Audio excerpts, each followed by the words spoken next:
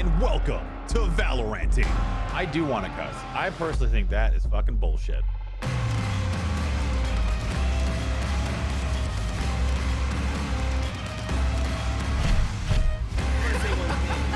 What can I do for you? What can I do for you, dudes? This is the best produced podcast I've ever been in.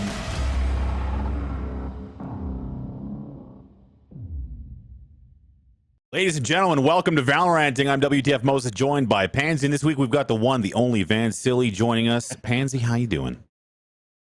I'm doing good. I'm a little tired, a little out of it, but I'm overall happy. I'll take that for now.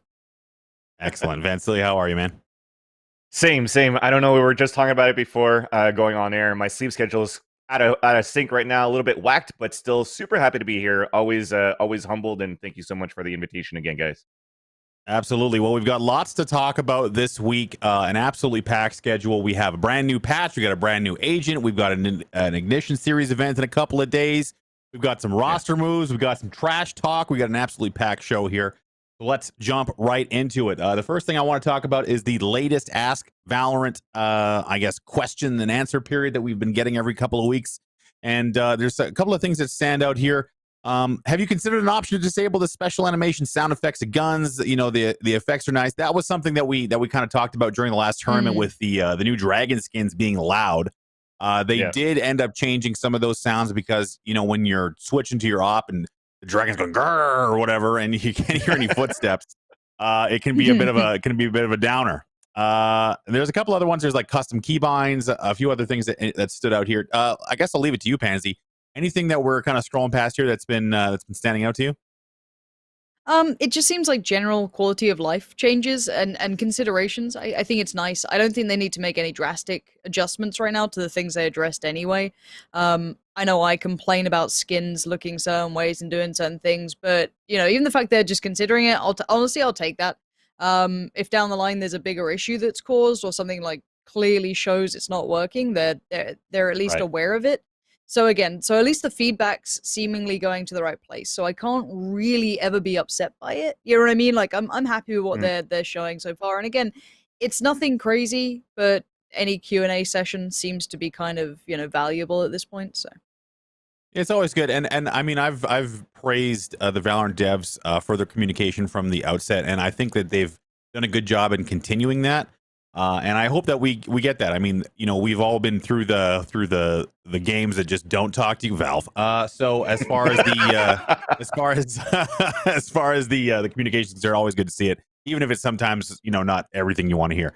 We also have some news from our old pal Kasra, who's talking about custom hosting. Let's take a look at that real quick, see what we have here. So we should have a nice update on custom game hosting locations soon. So that is that's pretty cool. So I imagine that this could be something used for tournaments. It could be used for just regular custom games. Deathmatch servers would be great. Obviously, we'll get to the Deathmatch news in a bit here, but just a nice thing to see. Vansilli, what do you think about the custom game hosting idea? Definitely a great idea. Definitely something that's needed, right? I think it comes back down to when you're playing StarCraft 1 back in the day. If you're an old boomer like me, you had the choice to choose US East, US West, and it just made it easier to get the right matches and the right thing. So to have this now in Valorant, it's great, especially in tournament, as you mentioned here, Moses, because when you're looking at maybe a team that's full East, a team that's full West, who's going to be hosting right now becomes an issue. Then you start pulling in the admin, and then the admin really doesn't know what to do. You need to find a different host, another player, a friend to host a game. It just made things very difficult in terms of like logistics to run the tournament. So I think this is something that's really great for Valorant in the future, especially like Ignition Series and such coming up. Absolutely. And the last thing on the docket for updates, this one again, skins. I don't really know how to feel about these things, but we've got some glitch pop skins. It looks like epilepsy in skin form, I guess, is kind of the. I'm not really sure if that's the. I'm gonna get in trouble for saying that, but I mean, it's like it looks like this is gonna give me an aneurysm if I look at it for too long, dude. This is pretty over the top. You know, I like the creativity personally, but if you've been reading that cartoon game copy pasta when it comes to like competitive events, this is kind of leaning into that. Like, what is this trailer? It's like postmodern. Like, I'm on an acid trip and I decided to make some Valorant skins. Like, what is going on here? Is that what happens when you're on acid? I don't know. Yeah, I guess. Oh, I don't. I'm not. I cannot legally tell you what happens when you're on acid, Vansilli. If I were to guess from experience or non-experience, you can't prove anything. This would be yes, very similar. No, it's super nice. I kind of like the idea. I kind of like the idea. I like the skins. I like the looks of it, but that kind of like finisher where it's like a huge explosion. It was already a problem when you're looking at the raised rocket with the showstopper, and when it blows up, the amount of colors that comes out. Maybe that could be an issue. Again, I think it comes back to what we've been discussing for weeks and weeks in terms of is there a way to turn it off or not? Right? From a business perspective for Riot, I don't think they should. Because of course it's a free-to-play game, right? So if they want to make money, how do you do it? You got to make the skins appealing. I think for maybe a quick fix would be eventually once we have like a Go TV, if we do have one that's similar to Valorant, maybe on the client side, we could turn it off for the people that need to turn it off. For example, casters. But if not, an even better fix in terms of being confused for skins. You know, when you play the game and you switch weapons, the overlay at the bottom right kind of like shows up to like what weapon you're carrying for primary or secondary. There should be the option that we should be able to turn that on permanently for a player that kind of knows what he's carrying in case he's on an eco, picked up a weapon he didn't know. He could look at the bottom right and see it. Yeah, if I picked up that Odin, I'd be like, what the is this thing? Like, I don't even know what I just picked up. Like, it looks like I'm holding on to a lightsaber. I don't, you know. But it's nice. It's still nice. I like the looks of it. I won't spend money on it. I spent too much already, but we'll see. Well, we already know what pansy. So hold on. No. The one thing I want to know is, will Golden Boy buy it? That's the line here. Where's Golden Boy at? Yeah, he's in chat, so I want to know. Yep. I want to know if he's actually all going right, to buy those skins. Are you buying the glitch pop skins? The answer is yes. He's got a TV show with Dwayne Johnson, NBC, Titan Games. He's going to have to spend that money somewhere. It's going to be on Valorant skins, you know? 100% buy it. No, to be fair, like, I'd be pretty mad dying to whoever bought those goddamn fucking skins. You know what I mean? Like, you know, it's like in this game, you can't have your weeby fucking anime profile picture, so you got to show your weeb off somehow. So they're just doing it here. They're like, hey, here you go. Here you fucking go. Just, you know, my Tokyo psychedelic Ghoul skins. avatar. No.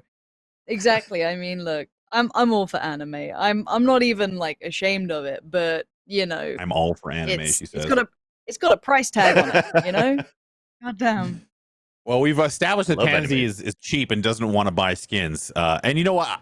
There's the only thing that I have, and we talked about this with skins, is that you can be a collector. Like, you can buy all the skins like Golden Boy and spend all this money, but at least in Counter-Strike, you could like show off your collection, and you could maybe trade certain pieces to get a different one if you wanted to. They actually have value.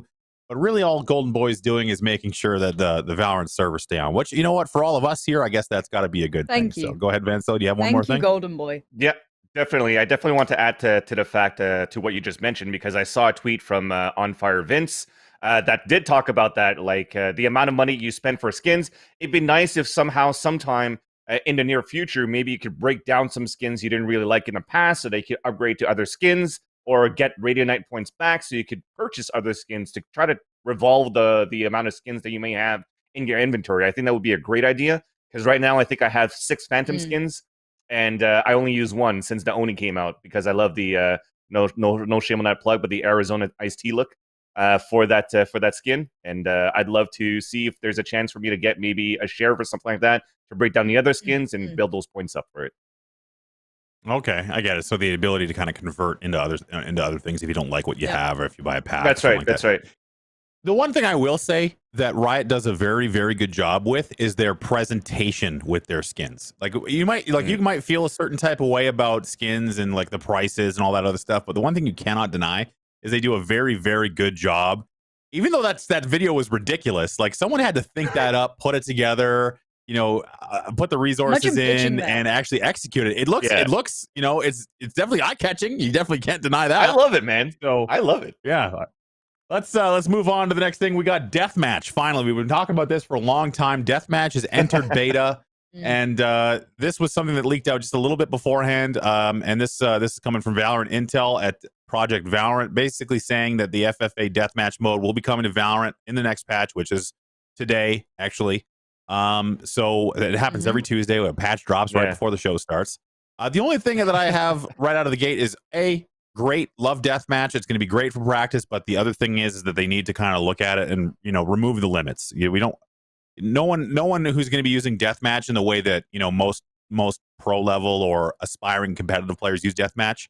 Like when I was playing deathmatch in Counter-Strike, I would do like 500 kills with the USP alone or something like that, and then I would switch to a Glock, and then I would do the AK, and then the M4. Like if you have a 30-minute or a 30 kill 6-minute, whatever it is, that's basically what Wardell is saying here. No spawn protection, unlimited kills, everyone free to come and go. Yeah, basically like a custom deathmatch server, which I imagine is what we will maybe it get will to. eventually Pansy? get that.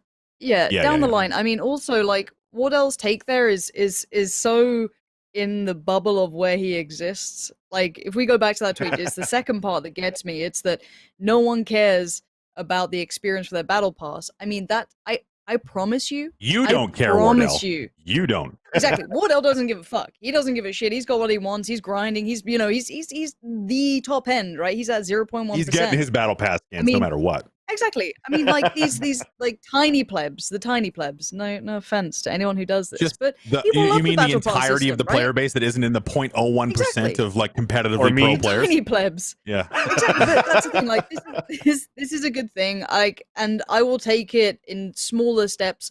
And I think you have to be reasonable as to 128 tick servers. Deathmatch, if Valve hasn't done it yet and they think the infrastructure is hard to implement, I think Riot's probably going to be erring on the cautious side, and you'd rather have a good performing deathmatch server to test out and then open up on than just going, fuck it, take it all, let's see if it runs. If it doesn't, shit, we've fucked it up, right? Like, I'd rather them implement it slowly and correctly. Under the assumption that eventually they do go, okay, let's open up the cap a little bit. Cool, okay, still stable, still works, still has functionality. Great, okay, let's extend the time, the kill limit, whatever it may be. But again, remember, these maps are quite small. So when people want like additional players and stuff like that, I don't think it'll be a great experience, especially in free-for-all. I mean, in Counter-Strike, you had kind of two versions, I'd say, of Deathmatch. You could argue more, sure. You had the kind of Valve server-based ones, which were kind of shitty, 64 tick, not so great. Then you had your private ones that obviously if you hosted a server yourself, you could 128 tick, you could have, again, health regenning to you, no spawn shield. But then again, for your generic pleb who is not Wardell, Wardell's going to go around and batter every single person in that lobby, right? Not many people are going to probably compete with someone like Wardell, but for generic pleb number one, who's probably going to get dumpstered, getting insta-killed over and over and over is fucking brutal. Like, I don't mind that shit. I don't mind that shit. I played, like, CPMA, I played Quake. You just get fucked over and over and over by a railgun until you get good enough to avoid it, right? But a lot of these kids don't want to do that. They want to, ease into it. So again, like, we've got to kind of take it a little easy. I think that once it's out, give that feedback. Let's be ready to receive it and also be able to listen to when they go, simply put, our server's on, going to be stable. If we just crank everything up to maximum, let's ease into it. So I think there's a fine balance to be struck. My thing, Vansilli, this is for the boomers in the room. I think we're about the same age. We've been around Counter-Strike, or you've been around Counter-Strike longer than I have. But I remember, what it was like before the deathmatch servers and stuff. Shout out to Wardell. The man is 22 years old. Okay, he grew up with deathmatch. He grew up with custom servers. He had all this stuff from the very beginning. He was just a baby when Counter-Strike came out. But the point is that a lot of these Counter-Strike players are used to the ecosystem that they have right now, and they don't remember the time it took. Jesus, remember the Steam beta? I sure do. That thing was a piece of shit. God. Compared to where Steam is now. No one wanted to use Steam back in the day. They're like, this thing sucks. Let's go back to WAN IDs and whatnot. It's these damn kids. They don't know what it was like back in the day. So I think we'll get jealous. There. And I had a 6-digit for WAN ID. Yeah, and it was like 4 digits were like sold for 100 US, which was a lot of money back then. I had a 6-digit. And I had a 5-digit. Pretty good today. Yeah, I had a 5-digit WAN ID. No, but I do agree with you at that point here, Moses. I mean, let's ease into it. Pansy as well. You said the same thing. Let's ease into it. When you're looking at CS:GO when it first came out into beta and to where it is now, it took some time too. And people needed to adjust, and the gun sounds, the way the fire rates were, like, I mean, even like the Tech 9 had some changes here and there. Like, let's be patient with it. But I do agree for the fact that not having a frag limit or not having a time limit would be great, because people are going into deathmatch to warm up. So you don't want to go in and then, let's say, 30 kills are done within 5 minutes, or then the 6 minutes it's over. You come back out, you have to wait again in another queue to just try to continue to warm up. That's the reason why we have the training mode in Valorant, and people liked it at first. It's because you could just continue to practice your aim until you're ready to go into a server. Now that you have Deathmatch, it's kind of like a training ground, but at the same time, you're actually playing other opponents now that are way more skilled versus bots that don't shoot back at you and just strafe left and right or just appear and disappear. So I think this is great to have. It's just we need to have that. I think the fine balance in between is maybe not have the, but maybe still have the spawn protect, but have everything else like remove the limit. And I think another thing that I would probably add into the Deathmatch is allow us to play. I don't know if it's doable, but allow us to play Deathmatch while we're queuing for ranked, right? Because people can come in. If people could come and go at ease, if there's no time limit and frag limit, pop it up when you're warming up. Then you can get into a server to play. I think that would be great. I think it would add content as well for the pros that are streaming too, instead of having to watch them play Risk or the new whatever game it is, to be able to get into a queue that's usually from 30 minutes to 2 hours. Right. Yeah. The queue times and the way that Deathmatch works. Well, I imagine evolve. But let's just reflect on the fact that we were clamoring for Deathmatch a month ago, and we have it now. Oh yeah. So now we have it. Let's be happy about it for sure. Yeah. Let's just baby steps. So shout out to Riot for putting that in. There's a lot more in the patch. I don't really want to dive too deep because we just got the patch notes this morning. There's some competitive changes that sound nice. Mostly the higher likelihood as a solo player to get matched with other solos in competitive. Yep. I think that's going to be a big one. That was the biggest thing that I saw in the brief read of the patch notes I did before the show started. But the other major addition, and as we take a look here, there it is. There you can see all the stuff we talked about last week with the competitive Placement act ranks, placement ranks, that kind of stuff. There is some stuff in there. I encourage you to jump out there and take a look at the competitive patch notes. But the major thing, obviously, that we want to talk about in this patch is Killjoy.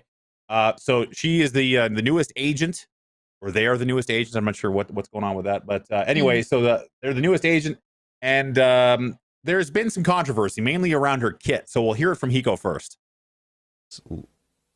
Lower the skill ceiling. I think that it's pretty misleading and pretty hypocritical, maybe is the word, for them when the game came out in the actual beta. Sorry, before the game was even in beta. When the game was in alpha, they came out and they very publicly said exactly what my chat is spamming right now, which is, to be clear, in Project A, shooting matters. You don't kill with abilities. Abilities create tactical opportunities to take the right shot. Characters have abilities that augment their gunplay instead of fighting directly with their abilities. Now, we have 2 agents in the game, assuming all of this data mine, this leak is actually correct. Now we have 2 agents in the game that have, at minimum, I guess Killjoy, if all this is correct, Killjoy technically has 3 damaging abilities, or two damaging abilities. As far as the turret and then the Molly equivalent, her first one doesn't do damage, right? And the alt doesn't do damage. But they're still pretty insane. And having a Daniel, turret can we in this cut this game, a little I think short? We get it. I think I get it. Hiko is mostly concerned with the way the developers kind of framed what Valorant is going to be like from an abilities and agent standpoint versus what the perceived reality is now, which I honestly think Raze is a more egregious kind of example than Killjoy is out of the gate in the very, very, very short amount of time I've seen Killjoy played. I think that Raze is a little bit more of an affront to that statement, considering some of her abilities. My initial take is that I understand where he's coming from, and maybe that they took that tweet, that like 180 characters or like 3-sentence paragraph, to be like the gospel of what Valorant is going to be like forever. Yeah. It's just going to be another Counter-Strike where you can come from Counter-Strike and you can live here in the new settled lands where everything is brand new and Riot branded. But it's a new game. It's not going to be Counter-Strike. It's not going to be exactly the way you want it to be. There's going to have to be some innovation, some experimentation. If you want to keep playing Counter-Strike where everything is a chess move and you know the moves and you know the board and nothing ever really changes, then go back to Counter-Strike, dude. Like, I'm not saying this about Hiko, but this is a bigger discussion that we'll get through as we go along through the show. But I kind of feel that CS players believe that Valorant was their promised land. Like, this is where they were all going to come and be taken care of, and everything was going to be sunshine and rainbows for them. I just think that they're now coming to terms with the fact that this is a separate and distinct product. Pansy, what do you think? I think there's a balance, right? Like, trying to hold someone truly accountable to one tweet that early on in its lifespan, like, let's be realists here. Like, who thought that you'd have an agent-based bit of gameplay that was going to be monetized, that was basically going to be just Counter-Strike? I don't think anyone was naive enough to believe that. I know we can lean on it because, you know, the audience will be like, yeah, no, you're right, fuck Riot, but that's not the case. I mean, I'm bored of pandering. It just fucking bores me.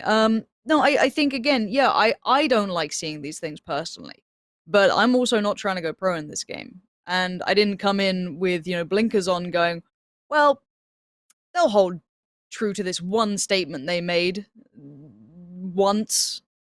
Like, come on now. We already saw it with Raze. We already saw it with Raze. It's there. Like, as soon as that happened, if that wasn't removed, you know what's going to happen for the rest of it. Like, it's gonna be happening. Now, whether or not it becomes a problem is down to good community feedback and good, you know, response from Riot. And Riot have shown on their behalf that they do listen. They do adjust things. I don't think we've seen an overpowered character that has damage yet. Raze is strong. 100%. Raze is very strong. Is she as OP as people make her out to be? Not necessarily, in my mind. I don't think she is as much of a disaster as people were imagining. It wasn't the downfall of the game. It wasn't the end of the world. She's a little bit one-dimensional, and I hope that if that's the case with any other damaging agents that do have direct damage abilities, that they are a little bit one-dimensional. They thrive in one element that can be played around. It's if they become too well-rounded, then yeah, there's a fucking problem, right? But again, I want to see it first. I'm going to give Riot benefit of the doubt until it becomes a bigger problem, right? Like, that's where I stand on this. I mean, yeah, of course, I don't want to see fucking turrets. I didn't come from the world of TF2. I came from, as I said, Quake, enemy territory. Enemy territory eventually had a stripped-down version that removed all of that shit. It took away all the additional bullshit, all the power-ups, all the level-ups. I played the most stripped-down version. I played COD 4 Pro Mod, which was the most stripped-back version of COD 4. I mean, this is the thing. I prefer those things. They're the games that I invested my time into, but I still watch other shit. I mean, fuck. Overwatch was popular. You know, it's a modern landscape. These games that are just like raw gun skill, apart from Counter-Strike, don't work these days. The audience isn't the same. You need more. You know, it's changed. It's just Counter-Strike that works for Counter-Strike. Counter-Strike like pretty much games right now. So, well, Counter-Strike is the most. And go ahead, Vansilli. Go ahead. Yeah, sorry, Moses. Just to add on to that too, like. Just when you're looking at the game when it was in alpha, because I'm pretty sure Killjoy was already into alpha mode when this game came out, and they pulled her out before they went for the beta launch. So it was already considered with the abilities that Killjoy will have in this game and how it's going to be played on the current maps has already been thought about too. I don't think there's going to be anything that's like super OP about it too. But to talk about abilities, if you take away ultimates, right? Take away all the ultimates, because a lot of the ultimates right now from all the agents are damaging. But if you're looking at just abilities, if you die from an ability, you're out of place. You could still run away from the paint shells of Raze. If you die from a snake bite, you are out of place. If you die from a hot hands, you're out of place. If you die from an aftershock from breach, you're out of place. If you die from a molly, you're out of place. So that's or you're being attacked in a way that maybe, you know, like you're being countered. Like, you know, the abilities are going to affect you.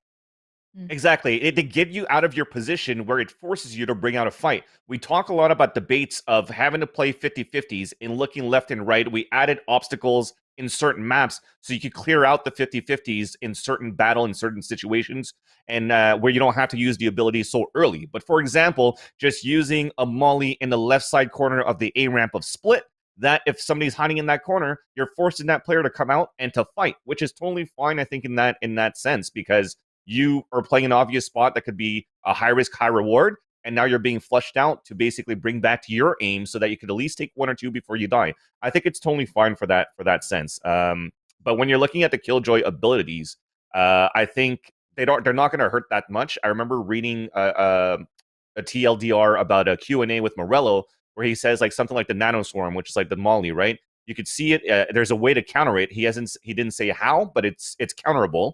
But I still think that the ultimate, I was watching you guys' show last week. The tough part about that is that we talked about it in terms of like post-plan situations for the ultimate, but I think it comes down to the attacker side too. It could be OP. Because, for example, if I'm going to put the ultimate down on split as a Killjoy into Ramen, the radius is huge. And I do remember reading a Q&A as well. It says that line of sight is not in play. So the orb's going to be down on the ground, and it's going to tick for 13 seconds. If nobody damages it, then it releases its ultimate.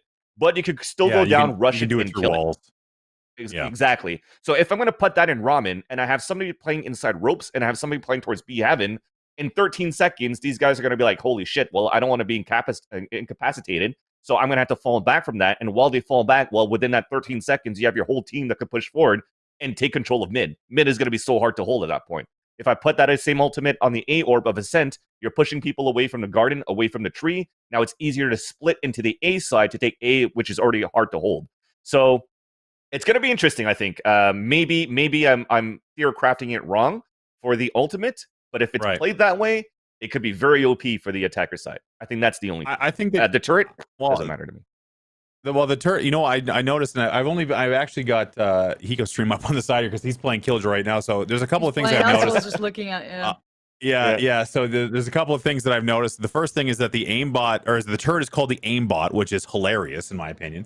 But it says aimbot triggered anytime the turret starts shooting at someone. It doesn't appear that the turret's going to be that serious. But again, I'm just like watching and passing of some random stream gameplay. So we'll really have to see and understand her, and as people learn the agent, we'll maybe start to understand what kind of agent she actually is. About the knife. So there is a couple of responses from Riot to, the turret kit really kind of irked me as well when I first read it. That was my initial response, was kind of like, oh shit, I don't want, the turret aspect is a little spooky. The one thing for me is it's free information, right? It's not even the damage it does, because the damage is somewhat irrelevant. It's free info that, let's say, on the defense, it's even the clip of it. And you can be more creative than that clip was, of the turret being placed, is the fact that you can sit 100% safe on a site. As soon as that turret starts shooting, you swing on contact. So they are going to have to shoot the turret or choose to shoot you.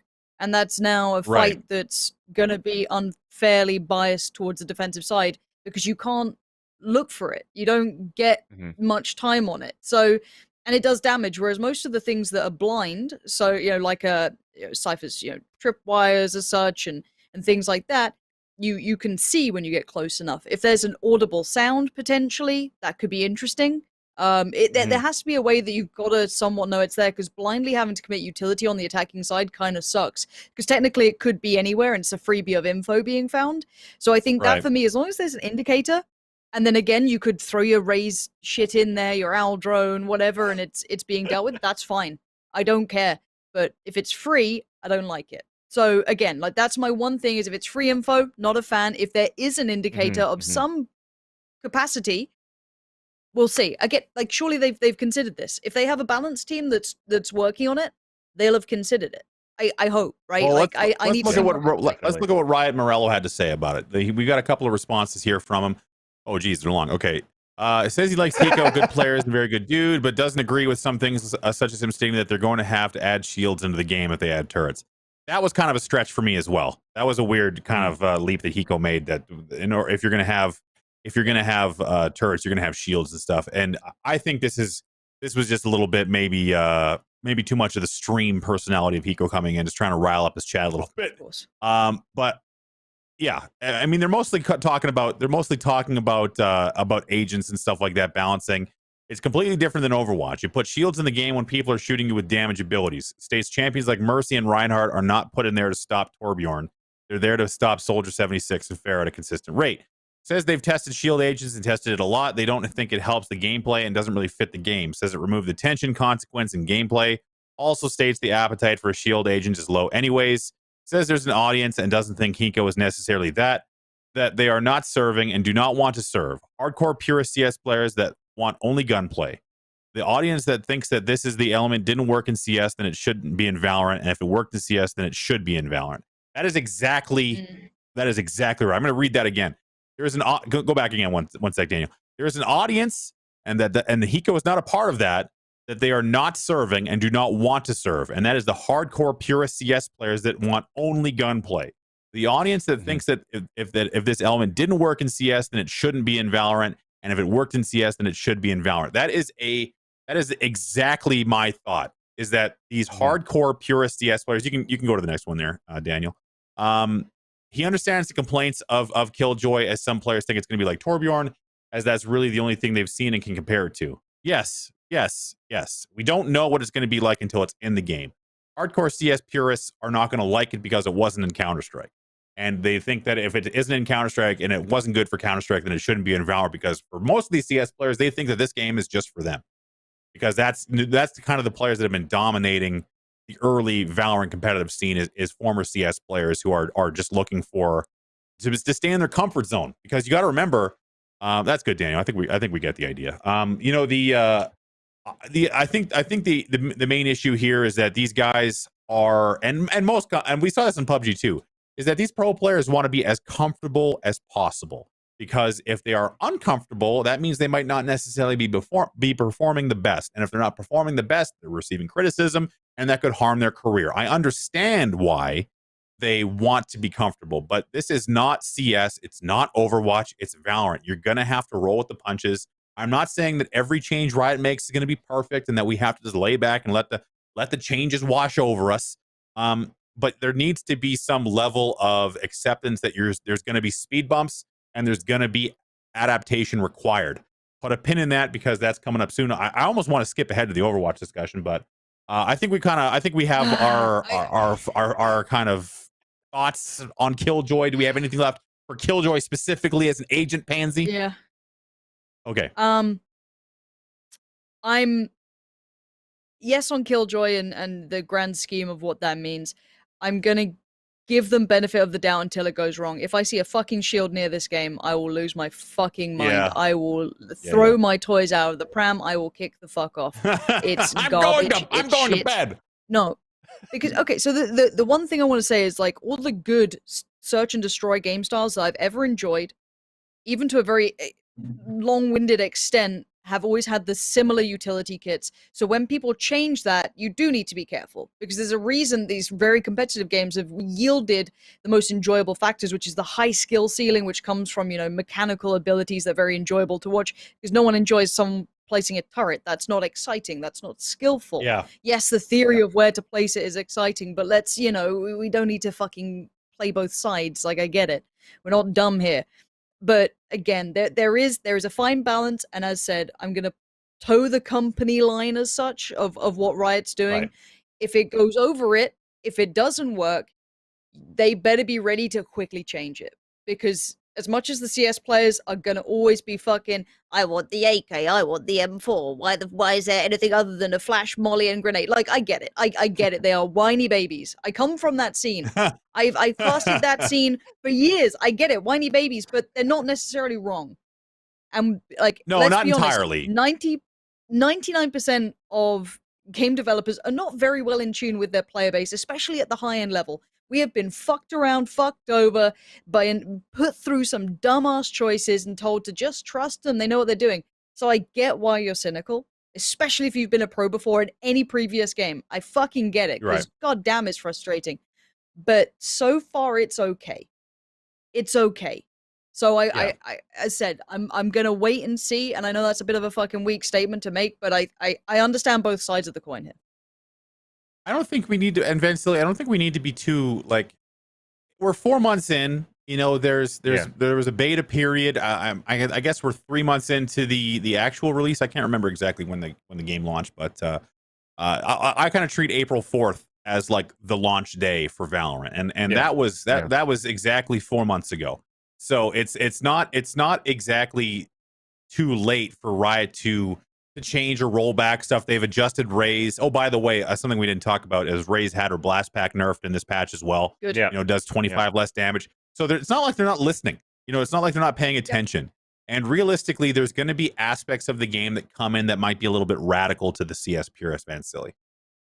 Yeah, definitely. Just to finalize on that too, as a developer, I think it's still very hard. Like, I'm not Veli today, but I still have had my chance of touching into the Rainbow Six scene for about a year and a half.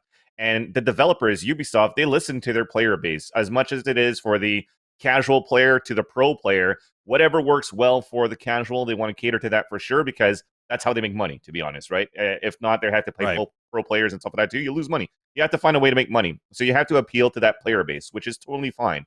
But on the other end, you have to look at, for example, some operators in Rainbow Six that came out, such as, for example, Lion, Tachanka. They had some moments that were a little bit OP. So the developers listened to them. They pulled them out for a certain season, reworked it, repatched it, and brought it back in. I think we kind of saw the same thing with League of Legends too. If you want to go through the closest example close to home, Riot themselves have been listening to a lot of the champions that come out for League of Legends, and then they make the tweaks, they make the changes necessary. So I think we just all have to be patient. I think in general, people are afraid of change, afraid of something new that's going to break something that they're super comfortable in. Which is why we have all those Karens and Kens that are not wearing masks today, right? So it's the same type of principle, but if you want to look into the game, then you look at it like, let's be patient about it and see. Now that it's day 1 of Killjoy coming out, Ignition Series is in 2 days. If that's going to be played, that's a little rough. Cool. Right? Yeah, so rough. Actually, you know what? Let's rant on that a bit. That is pretty fucking rough, actually, to have that come out 2 days before an Ignition Series, because that should have been, I think, just like Ubisoft, again, praise them for that, we should have a test realm to be able to play these agents before they actually come out too. Because I literally, while you guys talked about Hiko on the Twitch, playing as a Killjoy, while you were talking, I looked at how Hiko played. He had the ultimate up. Where did he place it? Inside B garage, the fish market, right next to the orb. The radius takes out the whole B site. So that means that during 14 seconds, they could just run into a fucking open site and plant. That is going to change the meta, like night and day, of how a map like Ascent is played in 2 days if people are going to start abusing that right now. How do you counter that? I don't know yet. Can you call it abuse? Can you call it abuse, though? I don't think you can call it abuse. I think you're going to have to play retakes, right? Yeah. I mean, it's so... It is. I don't think that Riot would allow them to ban an agent before a tournament, because it's just not a good look to not have the newest agent in the newest tournament. Yeah, they have to. They want, and people want to see it as well.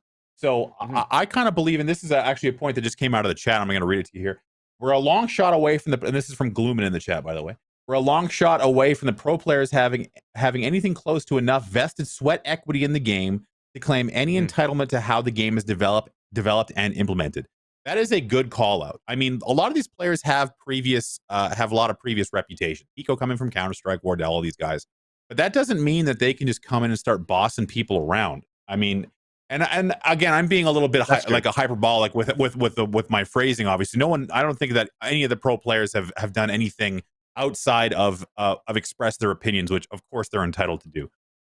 But I don't think that the game is not in a stable enough state, and we don't really know the cadence of development and what Riot's really trying to make, because we're on our second new agent. You know, it's not really we're not really that far in yet. So I think we're gonna have to put a pin in that, because we have another huge discussion topic coming up next, which is Overwatch players. Okay, and this kind of rides on the back of what I was saying earlier with the CS players kind of feeling that this game was made for them based on the people that they brought in early to test it, the Hikos and the Braxes and the Skadoodles and that kind of stuff. So we've been talking a lot about Sentinels, and obviously along with Sentinels comes the discussion about Sinatra and the viability of Overwatch players as top level caliber talent in Valorant and the professional scene specifically. Now, Sinatra has been noted, and this is something that you just know if you've watched any competitive Valorant, with trying new and interesting strategies. So we talk about the Odin, how they execute their agent strategies, wall spams, ability synergy, all these types of things. And we're getting now a larger influx of almost full Overwatch teams. I think FaZe is likely going to be the first full Overwatch player team that we are going to see in Valorant. So it started with Corey. Now, obviously, we have a bit of an awkward situation with Jason R as well. But Raucus and Marv is a CS player on there as well. So I guess I can't really call it a full Overwatch team, but a heavily Overwatch influenced team, we'll say, for FaZe. So I really do believe that we're going to see a big difference. Okay, so now I want to talk a little bit about approach when it comes to Overwatch players and the main difference. Overwatch players lived in a game at the professional level that was constantly changing, like constantly, and not just changing a little bit, a lot. They had to keep up with agent meta, or sorry, excuse me, hero metas changing all the time, synergies, full-on team compositions, map changes. They had to constantly be learning. One of the most prevalent Overwatch players in the game from its inception, Seagull, basically said that it was such an enormous grind to stay up to date with what was changing with all the different heroes and the maps and everything like that, that in order to be a top level pro, you basically had to be an adaptation god. You had to take all this new information in, change it up to stay competitive. Whereas on the other side, if you're a professional CS player, you've been playing the same game for potentially a decade. Maybe there's been like little tweaks here and there, little flare-ups. I think honestly, if we're going to talk about the most impactful thing that's happened in CS in the last couple of years, I imagine it would be the Krieg discussion, would it not, Pansy? I mean, that's something that I believe was kind. Yeah. Or maybe you can tell me. Yeah, I mean, maybe there's what else yes is huge and in no. Counter-Strike the last couple of years? I mean, there's been the AWP changes, there's been economy changes, there's been the thing is, when the game's been so similar for so long, when even the most minute changes come in, they can make massive impacts. I mean, you literally saw people's careers potentially get hindered in many ways. I mean, you look at your Kenny S era, your JW eras, and they would be stunted because of how certain weapons worked, because obviously in a game where it doesn't move as much, the skill ceiling is incredibly high, because people obviously have to get better within the same set of rules. So you get these such high class players that have still learned to adapt and overcome anti-strat and still become incredibly talented within obviously a very high skill ceiling for it. So yeah, I mean, for me, I think it's a really hard take for me on this one, if I'm honest, because I like having a high skill ceiling that takes a long time for people to reach the very tip top of. I don't like the idea of whoever learns the quickest or the cheesiest wins, I guess. That's where I kind of stand on it. So I don't know. I didn't want to say that Overwatch players are looking to cheese strats and that's what they learn, but I guess it's about approach. So if you're a Counter-Strike top level pro, you're gonna have to be. You just said it, Pansy. If a change comes in that ends your career, what does that say? Not ends your career, but significantly hampers your ability to perform at the level that you were playing at before that change. What does that say about the adaptability of that player, the ability for that player to incur that change? And again, this is a wide ranging statement, and the point I'm trying to make here is that I think the fundamental difference between Overwatch players and Counter-Strike players is the way that they were brought up. So if I'm a Sinatra if I'm Sinatra and Killjoy comes in, that is to me is that's just normal business. Like, okay, yeah, this is the agent I now have to deal with. That's what I have to learn. Whereas CS players we were told that there was going to be no turrets and there's grenades that are blowing me up and it was supposed to be about the gunplay. Meanwhile, a team like Sentinels is learning and adapting and improving, which I imagine we'll start to see from teams like FaZe as well. Let's not use Sentinels as your fucking example here. You've got Sinatra. I think a lot of CS players do. Fuck that, dude. Wait, you tell me this shit. It's the open-mindedness. You tell me this shit. Oh, what? Because he wallbanged something. Fucking well done. Yeah. 1.6 had that a little while ago, mate. Let's not fucking overdo this. He plays over a bit and he used the big burr gun. Let's kind of tone it back. He's a genius of his age, Pan. No. Oh, fuck off. You're treating these Overwatch players like these fucking galaxy brain, ethereal beings who just understand how to adapt. No, you don't think Counter-Strike players have done that? They've managed to do that in an environment that's barely changed against people who are so refined at their craft that they have hit the entirety of a skill ceiling that's almost impossible to hit. When there's a full Overwatch team in here who comes in and fucking busts it wide open and changes how I look at the game, I'll be thrilled. There it is. Show me FaZe doing something that I haven't seen before. There isn't a fucking site execution that we've seen a million times over. Show me that. I love seeing these pocket players highlight something really impressive. And I sit to myself and go, how the fuck did none of the CS players decide to try and wallbang a very thin wall? there is that element. People get stuck in their ways. But right now, also the CS players that we have weren't exactly the most like creative, next gen considering, theory craft. There's a reason why they're in You Valorant, have- I guess. Yeah. Yes and no. I mean, for me, you've got your great IGLs. You'll get your great theory crafters that will come in and change a game. They'll switch it up and they'll make you go, "How the fuck didn't we see that before?" I think Overwatch is more currently equipped to see these things quickly, but then also Sinatra is such an easy example to lean on when he's one of the best in the fucking world at his old game, right? You know what I mean? Like he was like god tier at this. We're not talking about every Overwatch player. We're talking about like the cream of the crop, right? So it's like, can a 5-stack of them do it? I'm excited. If they come in and change how I look at this game, I'm fucking thrilled. Until that point, I'm curious to see if it applies.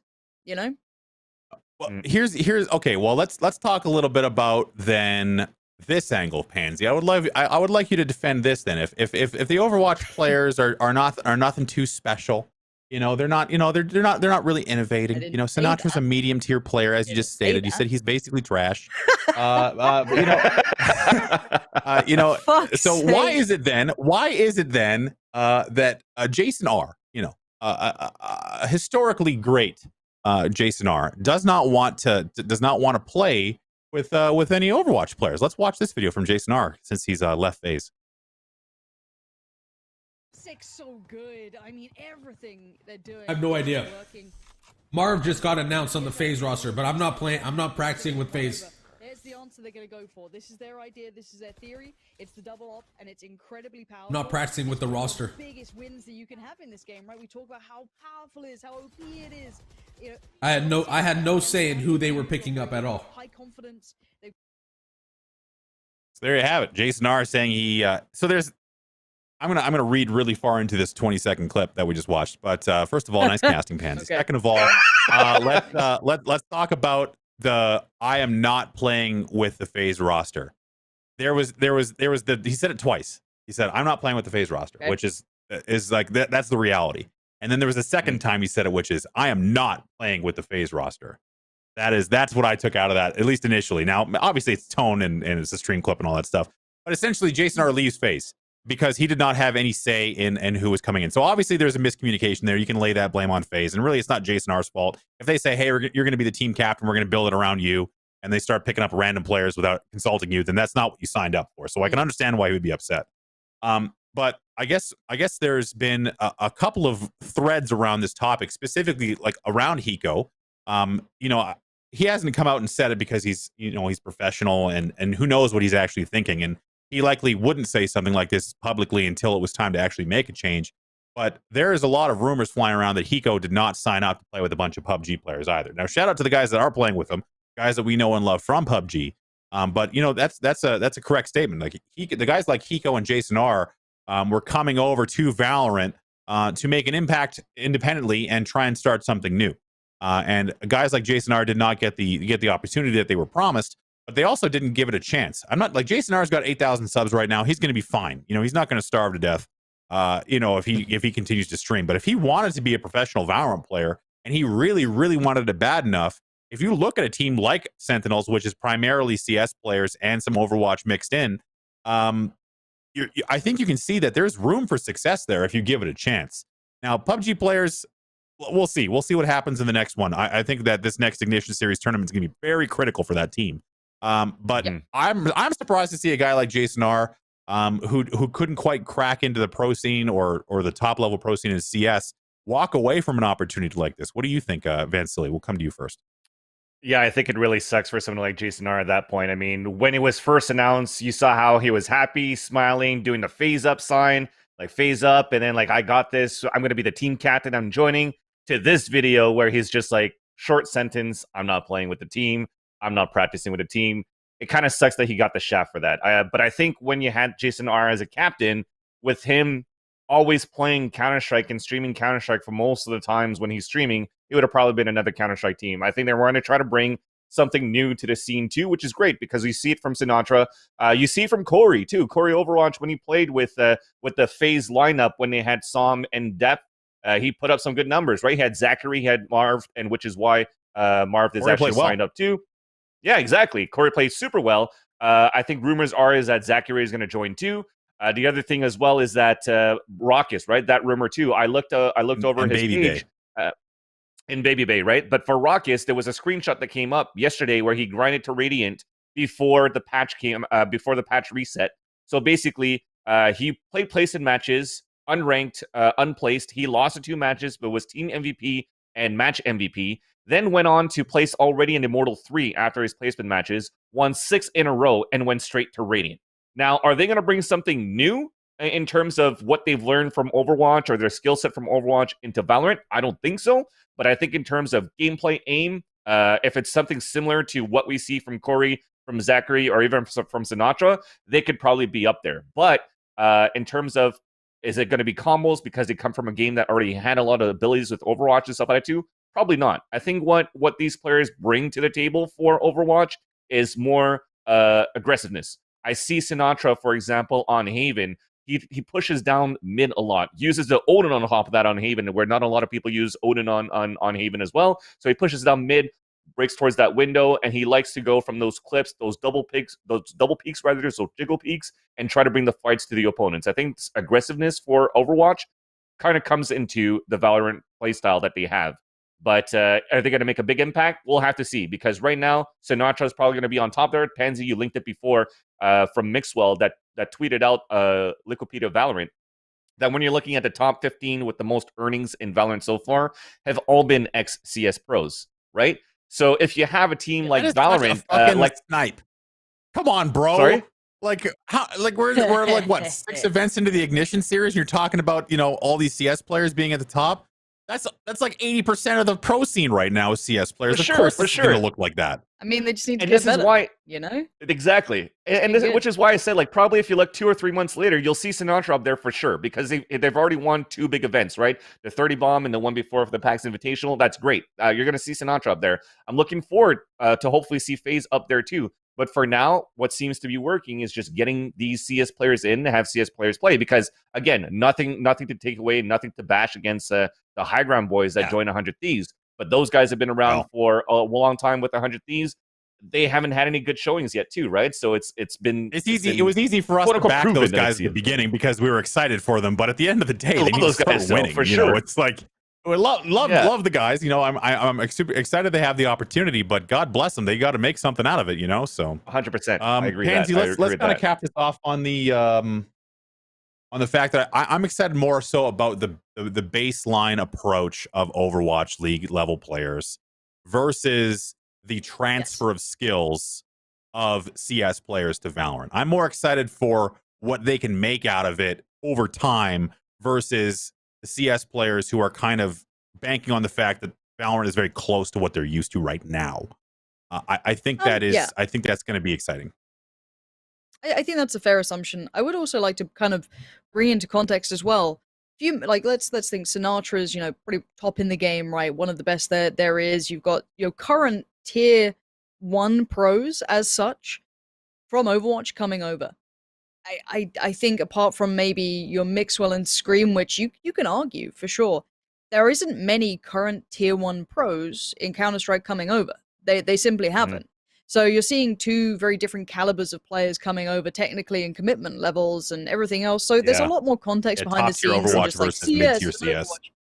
Exactly. Like right now, you're seeing, as said, some of the best. And I mean, God, imagine what would happen if you brought over Dupree, a Zipnix. I go to Astralis because they're an easy go-to for me. But I mean, throw Simple in there, but playing seriously. God knows what could happen, right? You put about that talent, could be wonderful. But that's not what it is right now. We have a very different landscape. I think I want to see what happens when we have 5 Overwatch players come together. I don't blame Jason R. I mean, the guy was an IGL when he played in his teams, if I'm not mistaken, quite more often than not. I think of the Splice days, for example. I think he was one of the IGLs. And you want to know who you're around. If you're going to fully commit to coming back to being pro, that's like every evening you're spending time with these guys. You don't have to love all of them, but if you don't even have a game in common, it's going to be hard to work with that. So you've got to be able to kind of manage your success and probably put yourself in a position that you feel you can do well in. So I think it could be short-sighted, but I also understand not wanting to throw yourself in blindly. So I kind of get it from both sides, but I really want to see those Overwatch players just tear it up. I want to see them surprised. You know what I mean? I want to see people kind of go, oh shit, all right, these guys actually mean business. So I'm happy whichever way it goes, if I'm honest. I'd love to see more players coming into Valorant that I don't already know. Like, show me new shit, you know? Yeah, I agree. Down for And that for I think sure. that it's going to be a matter of time. So I think that kind of wraps that topic.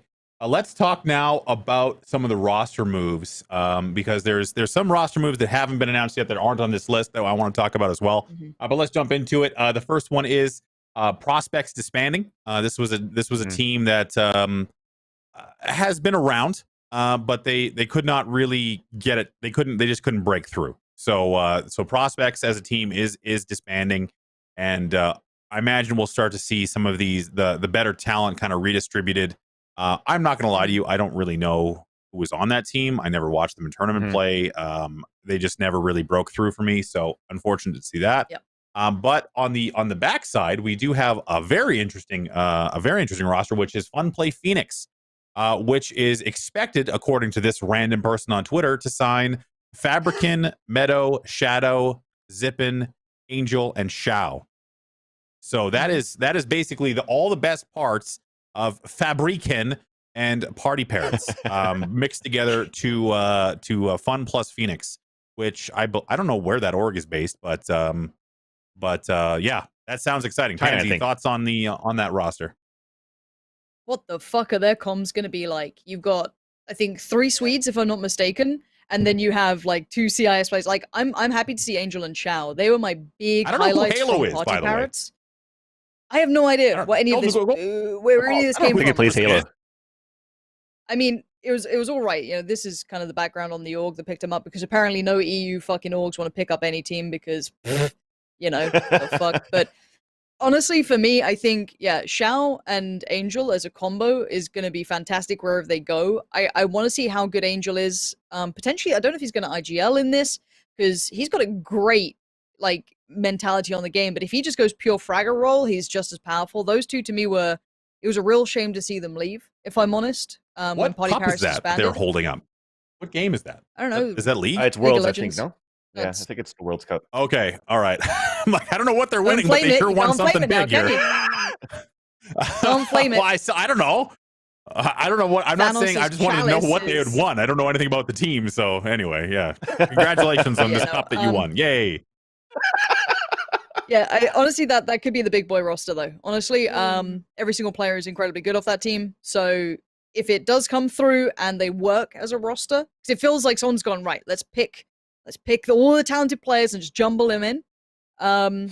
I mean, as I said, the roster got leaked by a lot of people, so it's pretty well known, and I think it's been kind of discussed behind the scenes for a little while, considering artists predicted this back at the We Play tournament, I think it was. So I mean, as said, they're grinders and they're really fucking good. I think that roster could be dangerous if they gel as a team. It's got everything there, apart from the fact that very different, you know, regions, very different probably mentality towards the game. If they meld, if they work, if they, you know, come together, fucking brilliant. We've got, you know, another top 3 team coming in, potentially the challenges on the top 2. So we'll see. I was kind of hoping that that Fabrican would be just picked up by Fnatic, but apparently Fnatic has decided that they're not going to pick up a team this year at all.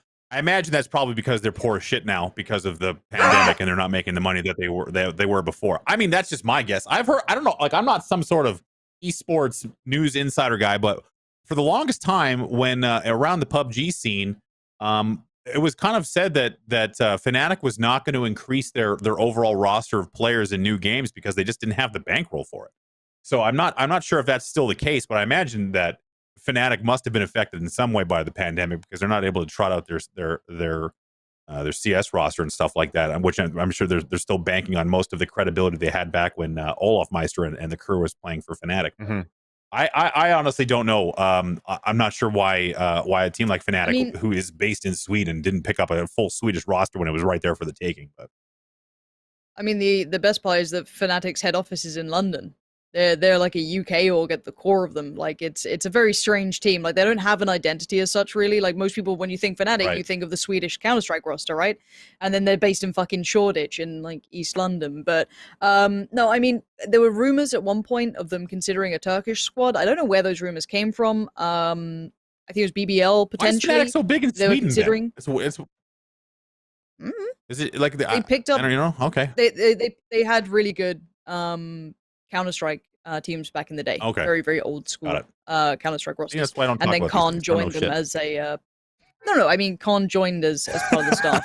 But no, that aside, I think there was a rumor at some point that they were considering a Turkish roster. The Turkish team did very well in the Cup just gone, so it'd be curious to see if that does come true, because that's a very big fan base that hasn't been tapped into much. You know what I mean? Like the Turkish Right. teams get so much love, but we don't see many orgs who are kind of more, I guess, established picking up some of these teams. So it'd be really cool to see that. But as said, with them saying, "Hey, we're not that interested," I don't know where that puts us now. What do you think, Vansilli? I think Fnatic definitely need to hire some more salespeople to try to bring more sponsorship money in, so they could try to pick up these rosters eventually. Because if it's a bankroll issue, I don't think you should base it off just a name anymore. I think just try to get more investment into the organization somehow, so that you could actually start investing back into expanding your brand. Because yes, they were amazing with the early days of CS:GO, even early days of Counter-Strike 1.6 or mid days of Counter-Strike 1.6, and then you get into when they had League of Legends, they had a really good team and they kind of fell off too. So now it's, I guess, the investment doesn't have that return on investment that they had for the teams currently. So hopefully they could get some more influx so that they could expand. But at least until then, we'll just have to wait. But it kind of sucks for the whole European scene, because I listen to Pansy every single week and saying how sad it is to see all of these teams start disbanding, unfortunately, because they are all aspiring in this fast track to establish themselves so that it could play more Ignition series, so that once there is actually, let's say, a leak that comes out from Riot for Valorant, they could be Something ready more, for that too. something more lucrative for the orgs.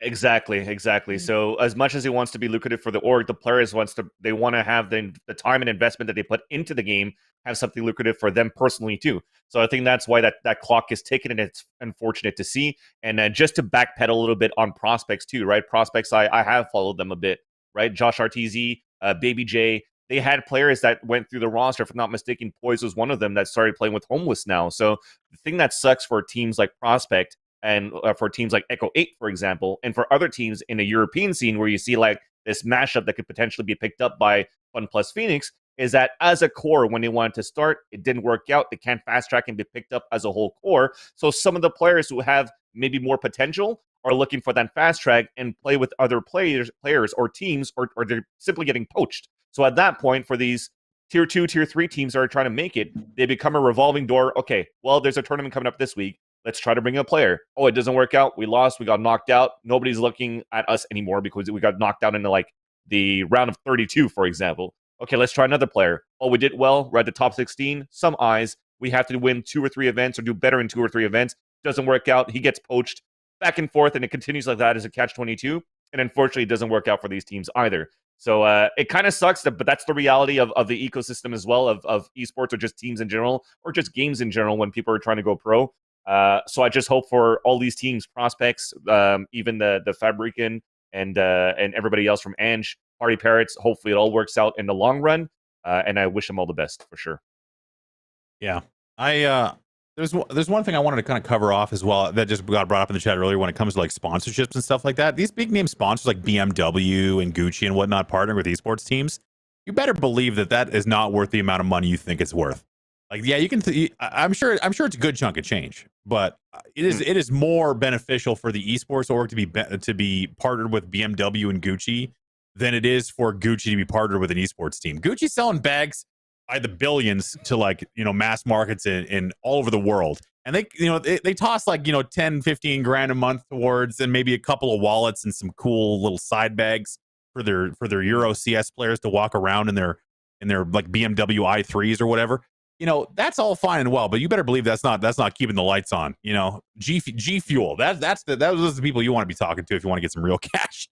But anyway, I don't know. It's all good. I just want to see the ecosystem grow, obviously, and I really want these guys like your Party Parrots and your Fabricans and whatnot to have the ability to compete. But ultimately, esports is a business and it has to be profitable either way. So let's move on a little bit now. Let's talk about some of the other little signings. Oh, look at that! It's that time of the month, everyone. C9 has signed another player and it was Shinobi. So that's what happened. Yay, Shinobi! I'm glad he was able to get picked up. I guess now they would have to wait for the Vice announcement, which I'm sure we'll get next month. And that's going to be it. So I really, it is so perplexing why C9 is dragging this out. Is it like slow news day at Cloud9 headquarters all the time now? There's nothing else going on. But man, I don't know what's taking them so long, but they signed him already. And the big signing, obviously, as well, David P. Getting signed to G2. There is no one else they could have signed. This was a nice announcement. They definitely blue balled us a little bit there with good luck in your new home, which G2's was still memes, G2. man. So yeah, they've got a good meme account, dude. They're on brand. No, I'm genuinely happy for David P. Personally, seeing him he never really hit a high point in CS. Like, you definitely saw bits and pieces of him, occasionally. People would be like, oh, he's pretty good. He never made it into, like, the big rosters, though, and it's nice to see him find some really good footing here. The man, he grafted to get into that roster as well. He put up some serious numbers, so it was excellent to see him do really, really well here, and I hope he can stay as, what it looks like incredibly focused to succeed. It looks like he's, like, been given his big shot, and he's not going to fuck it up. So it's nice to watch him try and, really graft. You can definitely tell that I look at David P and Artis in the same light. Like, guys who are like, this is it. This is my shot to, like, really break through. And Artis obviously took it very seriously. Everyone is. And that's ultimately, I think, what, even though the European scene has been underdeveloped, has really shown the people are hungry, man. They're hungry to compete, especially in Europe, which I think is ultimately going to drive them to be a very strong region, even though they might seem a little underdeveloped from an organization standpoint right now. Vansilli, any other thoughts there? I guess I'll leave this one with you, Vansilli. Liquid teased again, and this is an interesting time for them to release another teaser. I don't know if we have it queued up. It's okay if we don't, Daniel. Don't freak out. But they did say that they were going to announce their roster on the 7th. But something interesting happened in the last week, Vansilli, with Team Liquid. A little bit of a change in their CS roster with Nitro stepping down, and an ominously Proximus news announcement of Nitro stepping down, and then them teasing their league roster, or their Valorant roster, which is going to be coming out here in the next couple of days. Is there anything to be gleaned from that, do you think? I don't think so at this point. Nitro, unfortunately, leaving for sure is definitely sad news for Liquid, for the CSGO community overall. I mean, he's been a pillar for the Team Liquid community, the Team Liquid CSGO team for 5 years now, right? And he's done every single role, from in-game leading to omping to rifling to support player. He's done it all, and he's been a team player. Great. I even tweeted out to him. Sorry to interrupt you. Can we pull that image up again, please? Daniel, if you could. What is going on with Sage's hands? I was going to say, is her hands too big? What is... Her hands are enormous. Big hand. It's perspective. Big old, it's like, know what they say? It's a fish eye, and her hands are close to the lens. Right. No, it looks like she's about to rip my head off my shoulders. It's one of those crack your neck moves, like the Rambo sneaking up on people. What? Oh, Jesus! Oh my God! That makes me uncomfortable in many ways. Also, look at the difference between her hips, like her lower hand. Like, zoom out again, Daniel. Daniel's just like, why do I have to do this? Look at her waist. Like, look at her waist. Like, her waist goes from like normal size to like junk in the trunk, and like. Oh my God! I mean, the other hand kind of looks big too. It's just the lighting. Okay. Yeah, it must be it. But not her enormous. But hands. yeah, definitely. Look at the look in her eyes. Definitely for Nitro, you want a piece of it shit? sucks for him, man. So yeah, Nitro, it sucks for him. He's looking like the day after he got officially let go. He's like, what should I stream? I said, hey, Valorant. He already started streaming some Valorant, which is cool. I'm pretty sure the fan base that was tuning into him was more for the support for leaving CSGO, or at least leaving the team, right? I'm sure there's going to be many other opportunities for Nitro in the CSGO scene, so it's not over for him yet. Yeah. I mean, like I said, you've been an in-game leader. You've been a pillar for the CSGO scene. You helped the CSGO team win the first Grand Slam for NA to get $1 million for the team within like the second season of the circuit, within 6 events. I mean, that's a great feat. You didn't get a major, but at least you did a Grand Slam. That's good. That's something good to put under your belt, especially being good as an IGL. They won a major. Did Liquid not win a major with that team? No, it was only Cloud9 so far that won an NA, a major for NA in CS:GO. So Oh, I see. it's like a difference between I thought major the events Grand or like the Slam major was a itself, right? major. Okay, Yeah, you could I maybe thought that one consider of those that as a events. major sometimes, but like the actual CS:GO major title, I think usually it used to be 3 times a year, but now it's twice a year. Now even maybe once a year now because of COVID, unfortunately. But yeah, definitely Grand Slam is part of like that S tier event, but not necessarily the major itself. See, that But changes yeah, my he's outlook on got plenty of Nitro a lot opportunity. because I thought ESL One Cologne was a major, which is I believe the one they won, right? So, but You can kind of consider it like one.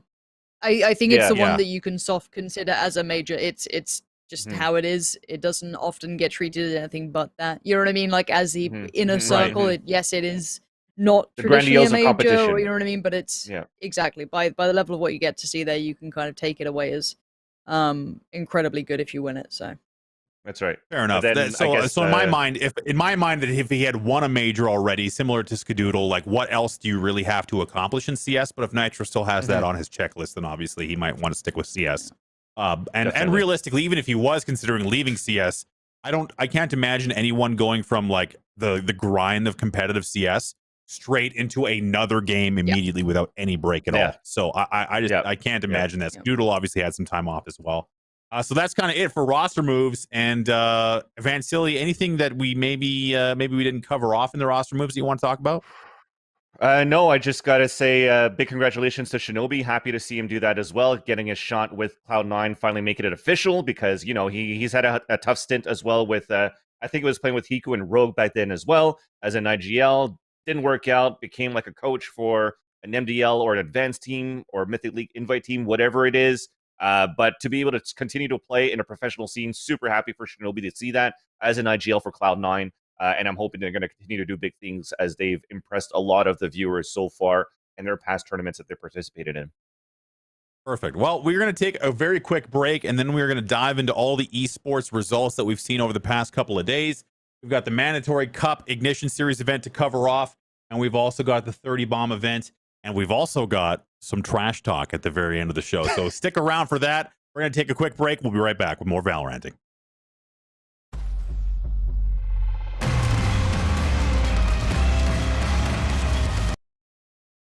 Welcome back, everyone, to Valoranting, where now it is time to jump into the esports results of the last week. And we were just talking between the break here. We were taking a look at the mandatory GG Cup, which just finished up the last Ignition Series event. One of the probably undersold Ignition Series events that we've had so far. And I did not get a chance to catch a ton of this stuff. It wasn't in my time zone. For those of you who are wondering, the brass tacks, we can pull up the bracket, is essentially G2-1 over Bonk 2-0. Yes. But the big story here, Pansy, go ahead. You watched it. Yeah. I had the pleasure of She casting casted it. So yeah, no, for me it was a good show of Europe doing quite well. The best of ones were horrible. I'm gonna put it to what it is. They were rough, and it definitely cost a couple of teams their attempts at it. I mean, you had the last attempt from people like Fabrican and a couple of others. But at the core of it, a couple of good things that came out of it was that we saw BBL, for example, the Turkish team, CNED looking quite good. They stylistically quite fun to watch against someone like G2, for example, very aggressive between the two of them, and they put up a decent fight. Obviously, they did lose in the end to G2, not too surprising. G2 incredibly strong, but BBL pushed them. Considering that Ascent has been just the stronghold for G2 throughout all of this, they haven't lost a single game on it, if I'm not mistaken. Something along those lines. They did quite well against, and they made them work for a little bit. But overall, I think the biggest highlight here is the kind of NIP and Bonk matchup was quite fun, and then Bonk going through to the finals. They're probably the best looking roster outside of G2 in my mind in Europe, because we didn't get to see enough of Fish 123. I barely got to cast them. I think I casted maybe one of their games, the one that they lost, because best of one group stage is pretty rough.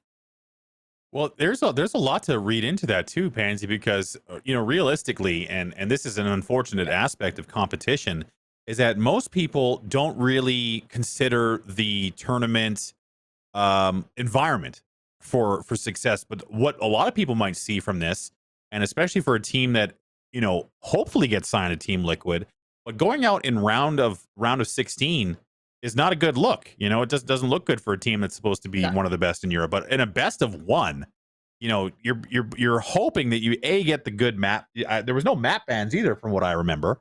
No, it was or at least from predetermined map. So predetermined you know what I maps. mean, like Haven, Bind, Split. You know what I mean? Just you So go everyone through it played as is. Ascent in round of 16. So if you happen Correct. to not have a good Ascent and you lose, you have no choice at all. Yes. So it's like, what an absolute kick to the balls if you're a competitive team where you're every aspect of potential advantage is stripped away from you. So it's like, if you don't make it through, like G2 did go through, but you know, that's G2. But like Ninjas in Pajamas goes down to Bonk, which was, you know, it was a best of 3, so it was good to see that it was at least somewhat competitive, and the games appeared to be kind of close, except for Bind. So that's an interesting storyline. But man, these poor European teams are getting dragged through these, you know, sometimes days long qualifiers to get into an Ignition Series event, where they have this bullshit to deal with, where they only have best of ones and they don't get to pick their maps into quarterfinals. Like that is brutal, and realistically, it's probably doing damage to their scene, Vansilli. Yeah, I think at that point, one thing that's positive is that 128 teams signed up. You get a chance to see those guys compete, but I don't think it should be in a format of an Ignition Series. I think that format kind of reminded me of the CPL days of like 2003 to 2006, where 128 teams come in, you play one map, it's predetermined, kind of sucks if it's not your map. But at least this moment, that the silver lining, at least on that side for CPL, was that it's double elimination. Going into this one, it's single elim. So if it's not your map and you lost in a BO1, you're shit out of luck. Sorry. But let's not take anything away. According from this tweet too, it's also Mixwell and G2, right? They had to go through the same route as everybody else. Mm-hmm. They also had to play the BO1s. They still dominated every single team. They still have not lost a map in that tournament. So let's give the credit where the credit is due, where G2 definitely proves that they're that number one team in Europe, where even you compare them to North American teams, you don't see such a dominant one-sided organization that's winning every single event, Ignition Series, or tournament in North America right now. That's mixed. We don't know who's the top 10 right now in North America, but I think in Europe, you could clearly say that it's going to be G2, that number one team. So this is a tweet from Mixwell on this topic. He's basically is out here saying, this is a petition for next tournaments. I know you give full freedom to the organizers of the Ignition Series, but after playing them all, I think we need some regulation. We need a veto system, hosting location, tournament format, and thanks for your great work. So that's a nice way of saying, like, please stop making us run these insane ass tournaments of best of one, no map veto, all this other stuff. You know, I mean, go ahead, Pansy. Yeah, that you hit the nail on the head for me there. Is that if you're gonna make people play a best of one, at least give them a veto. Get one map out of it. Do you know what I mean? Give them something to work with, because sadly put, you know, it's like let's kind of shift this into another game. Let's put it into Counter-Strike that's got years of history. I still don't expect every single team to have the full fleshed out map pool of comfort for their picks and bans. You say, okay, well, these are their 3 or 4 strong picks. This is their insta ban. They just don't run this one. It's always part of their veto. So again, if a team's been together for that long in Counter-Strike, and then you just got these mixes coming together, or these newer teams, fledged teams coming through in Valorant, you can't expect them to have a full map pool. It's a very naive mentality that some people will be like, well, they're professionals, they can do it. No, that's not how it works. That's not how it works at all. So yeah, even if you have to do the best of you're ones, a professional, you still to do standing on your head. Easy. Don't. But see, we sit here and laugh. The amount of people just. The thing is as well, like, I get it, because honestly, the size of that bracket, you can't do best of 3s. It'd take too long. Best of 1s, sure, they're rough, but at least give them a veto. At least, then you get that one map to take out of there.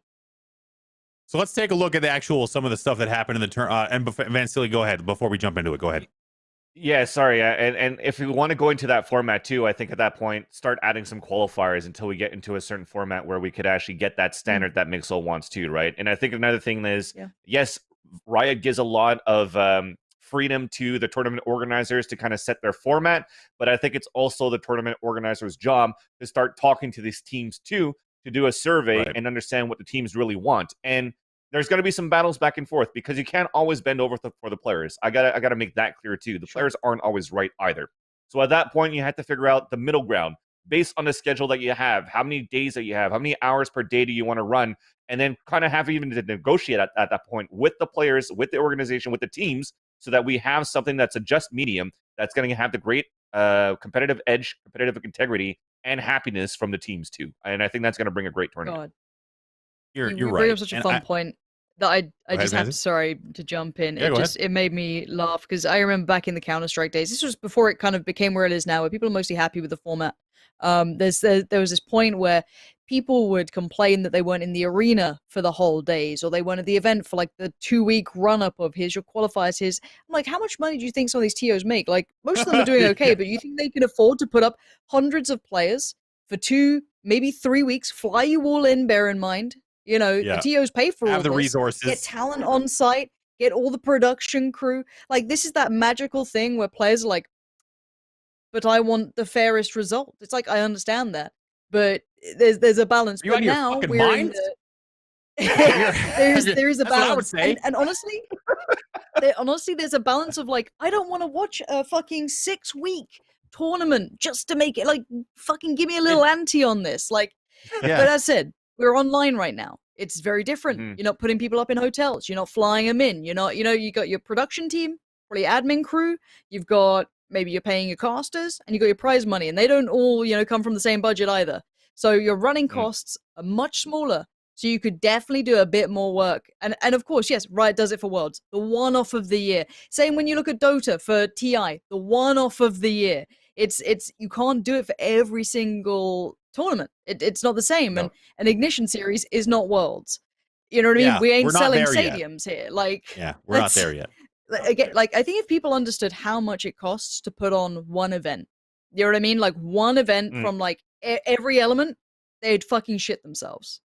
So Bro, when we were remember like, IEM Oakland. So IEM Oakland to me was like my first taste of a big event like that. So shout out to Carmack, because that fucking stadium is a basketball stadium in Oakland, California, in the heart of one of the biggest municipalities ever. Okay, so everything around is super expensive. Real estate's expensive. Rentals expensive. Everything was expensive. This is like 2017, the peak of like LA real estate pricing and all this other stuff.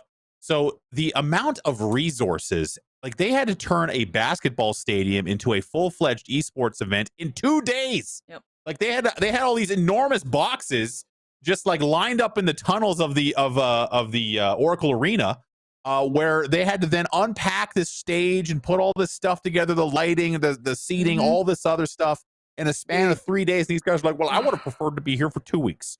Like, are you out of your fucking mind? Like, do you know how much this shit costs? Like, this is esports. Like 5 years ago, we were still in basements. Jesus Christ. Yep. Like, goddamn. It's crazy. Fucking crazy. Like, I remember ESL 1 Cologne, like, either side. I mean, like, so Pack Down crew and the crew that puts up the event are literally working from, like, the second they can get in there to the moment the event ends, they're fucking tearing shit down because they've got to get the fuck out. Otherwise, you get charged another day. And poor old fucking Mariah Carey waiting to go ain't gonna deal with your shitty. Mariah Carey needs to get on. She don't give a fucking shit. Bon Jovi needs to be wheeled out of his coffin to do another fucking show. Like, they're not hanging around for old Virtus Pro or Fnatic. No. They're gonna get the fuck in there. So again, it's like this mentality, it doesn't work. I mean, you can do better things if you do just a studio show with some online games. You could definitely invest more into that. I think, again, there's a fine balance where you want to have enough time, but then you also be able to kind of put it in the right place. And I think, again, like the amount of, and again, like most sane people, like I think we're all sane. I think everyone who does this show is sane. Most of the people in chat are sane. So I don't need to explain it. But then I've seen stupid assholes. I've seen so many dumb fucks. So many dumb folks going, well, why don't you just I don't know, put it on in a local hall or something? Yeah, okay, you fucking dipshit. So again, it's I'm sure Scott is sat there like, let me tell you about my troubling times. He's already in chat popping off. But gotta get old man Scoots. Like back in my day when CPR, when we all had the same golf shirts on and we were all wearing our white New Balances. Why did we always wear those golf like polo shirts? Like, why were they such a vibe? Like, even I remember going, like, we just had them made from my local's t-shirt shop. So anyway, let's actually take a look at some of what happened in the actual mandatory cup. Mostly G2 just owned everybody and won it. So let's take a look at artists owning some people. I think we have that available. Daniel, please, if you could. And I want to see artists owning some people, please. We move on. Oh, there we go. Just We to got roll it back. This was actually so dirty, and the thing is, this is a set piece from G2 as well, because Yeah. they tried this in the Cheating. final, and Bonk read Illegal. it really well, honestly. So it's cool to see when it works and artist just gets the fuck away with it. But no, he did the same thing, same set piece, and Bonk were way more ready for it. So teams are learning. Teams are learning what they're up to, and they're not letting them get away with it anymore, which I kind of like. Absolutely. You know what? One thing I remember as well from older esports events is when like the power would go out, like they just wouldn't have enough power. Like the whole they're just People like, oh are shit, we buzzing. didn't expect. Like, yeah, we have a PA system that we normally run. You should be able to run your computers, I think. And then just like wheel in a couple hundred computers and shut down the whole fucking block. It's like, oh my god, and the internet doesn't work. Yeah, oh Christ. So we also I think we also have the final round, the match win for G2, where they did lock down the tournament victory. So obviously G2 has been winning basically everything in Europe. I mean, it has been the G2 show for quite some time. So I'm really excited for when we can all get back to wearing our golf polos and New Balances in person, where we can watch these teams face off on a LAN. So yeah, this was the final round. Man. So yeah, that's it. G2 didn't lose a map either, by the way. So shout out to Mixwell. Do we have the mandatory tweet win about the winning tweet from Mixwell as well? Is he still getting everyone, salty? what a great tournament. Had fun. Yeah, GG's. Oh, good job, everyone. We still won. You're all trash. That's what I'm taking out of that tweet. Mixwell, a nice guy. So we also had the 30 bomb tournament kickoff, and this actually led to some very fun moments on Twitter. So let's take a look at the 30 bomb playoff bracket, where TSM did go down to the Sentinels 2-0 again in the upper bracket final, and then TSM did take another shot at Sentinels in the grand final after taking out Gen G in the lower bracket final. But there's a lot more to unpack here. First of all, it did look like Complexity had a bit of signs of life in the lower bracket, but were unable to get past that best of one in the round two there, Vansilli. Yeah, I think overall, whatever team was supposed to pass over to the playoffs did. It's to no surprise the top 8 that you see there are there. I like the fact that it was still best out of 3 in the lower brackets once you got to the semis. BO1's on the bottom. Complexity, I mean, I'm okay with them, not performing as well as expected for a brand like Complexity, because, Jason Leak went through that whole spiel back then too when he first started in Counter-Strike in 1.6, when he had Yoshi, he had Sock, he had a couple of players that weren't that great, but they were good in the amateur scene. Started to build that up, then started to bring the key players in, then started buying players out. And then I think once we have that North American team base established in North America, I think Jason will definitely have that money to invest into getting that powerhouse team, just like he did right now, or just like he's doing right now in CSGO with Rush, Blame F, and all of them as well. So it's still okay for the result. Overall, though, I think for TSM getting their losses, I didn't get to watch the whole bracket because I was doing the FaZe Invitational qualifier. But I know that for TSM, they tried to change a lot of their strategies around, right? So we talked about when you're always at the top as TSM, you're winning everything. Now you're starting to lose. You have to try to adapt different things now because people kind of know your play style. So even players like Drone wasn't even playing the Phoenix anymore. He was even playing a Sova at some point. So they're trying new things for TSM. Decent results of what they have. They lost still no matter what. It's still going to be Sentinels that's killing it so far. But I'd love to see what TSM is going to come up next now with the FaZe Invitational this weekend. They have to come up with something new, man, because, I mean, looking at 100%. It was a 2-0 in the upper bracket final and a 3-1 in the grand final. Sentinels kind of has TSM's number right now, and I think that's maybe starting to get under their skin a little bit. We'll talk about that in a minute. But as far as the rest of the bracket is concerned, like Immortals, they kind of go out roughly where we expect to see Immortals go out, around that, lower bracket, round 3 area. Gen G did almost get through the lower bracket into the final. So Gen G's kind of sitting where we expect to see them. T1 going out in group stages, that was kind of where we expect to see them. Obviously, it was the academy team this time around, but at least they're holding true to the big boys up in the regular T1 that we sometimes see. I'm just trash talking to T1 fans, don't mind me. But anyway, yeah, no, this was an interesting tournament. It had a lot of the big names. What's going on with your boy Rob Wiz and BBG? They couldn't beat Immortal Pansy. What's going on? I didn't speak to them. Haven't checked in as of late, so Okay. I'll have to find out how he's doing. You know, give him a call. So we do have Dapper coming out and putting his tweet up. I actually didn't see this one, so I'm excited to see what he had to say about winning this one. So 3-1 versus TSM. Happy we're constantly evolving and staying on top of adjustments. Proud of my team, and we're going to keep it up for the FaZe Ignite series, which is the Ignition series, which is happening this weekend. Very excited for that. That's going to be a fun one. Big old prize pool for that as well. So that is now bringing us to the aftermath of what happened after the 30 Bomb Invitational, where some shit was stirred on Twitter. And this is what I personally love to see. Trash talk to me as a basketball player and fan is at the core of my being. And to have this happening now in Valorant just warms me to my soft, shitty core. This is great for Valorant. Rivalry started. Wait till Homeless come for that ass. GG's to both teams. Y'all are nutty. Not my fault you guys weren't making... And this is in response to Sabrosa, who said, not my fault you guys weren't making grand finals the previous 10 tournaments. GG's, though, you guys definitely improved. By the way, we did beat you guys before in a match. Let's actually see what Sabrosa is responding to, which is this interview with Yinsu Collins and Zoms. Sabrosa's interview, and like for him to say like, oh, if they win like a few more tournaments, then maybe, like, that's not how it works. Let me break it down. All right. There's two teams. If one team never beats the other team ever, how could that team be the best team? It just doesn't make sense. It's just common sense. That doesn't know that. It's like one. So this was the response from Sabrosa. Not my fault. Yeah, we just read it. So basically, first of all, so shout out to the savage Harry Potter Zoms, just casting some trashy talk spells over TSM. But so Sabrosa kind of kicked something off, and then we had Asu come in afterwards, who was just stirring the shit here. So Sinatra Sinatra's handsome and has the best aim. Shazam is the best op. Zoms is the mastermind. Dapper's on the team. Sick, cool, calm, and collected. So love to see that from Ace. And there's a lot of shit talking happening as well. So this kind of went in a bunch of different directions. Hayes was involved. We don't have time for all the tweets. But it was basically Sentinels and TSM just kind of shredding each other. Now I believe it to be in good fun personally. And well, unless you're obviously Wardell and Shazam, who clearly hate each other. But it's fun to see. Pansy, what do you think?